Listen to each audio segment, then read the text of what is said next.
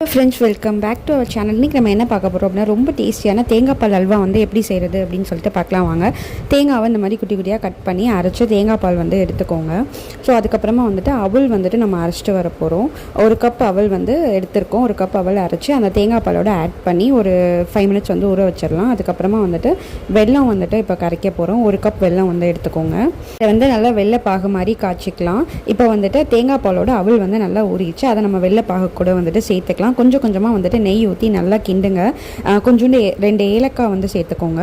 இது வந்து பண்ண 1/2 hour ஆச்சு. நல்லா கிண்டி கை தான் வலிச்சது. கொஞ்சம் கொஞ்சமாக வந்துட்டு நெய் ஊற்றி வந்து கிண்டி விடுங்க. இது கிண்டும் போது வந்து தெரிக்கும். ஸோ கொஞ்ச நேரம் வந்துட்டு மூடி வச்சு வந்து கிண்டி விடுங்க. நிஜமாக சொல்கிறேன், அரை மணி நேரம் கிண்டினதுக்கு வந்துட்டு ரொம்ப ஒத்தியான ஸ்வீட்டுன்னு சொல்லலாம். அவ்வளோ டேஸ்ட்டாக வந்துட்டு இருந்துச்சு. ட்ரை பண்ணி பார்த்துட்டு எப்படி இருந்துச்சுன்னு சொல்லுங்கள். அந்த தேங்காய் பாலும் வெல்லமும் சேர்ந்து ரொம்ப டேஸ்ட்டாக ஸ்வீட்டாக வந்திருந்தது. ஸோ இந்த மாதிரி ஒட்டாத பதத்துக்கு வந்ததுக்கு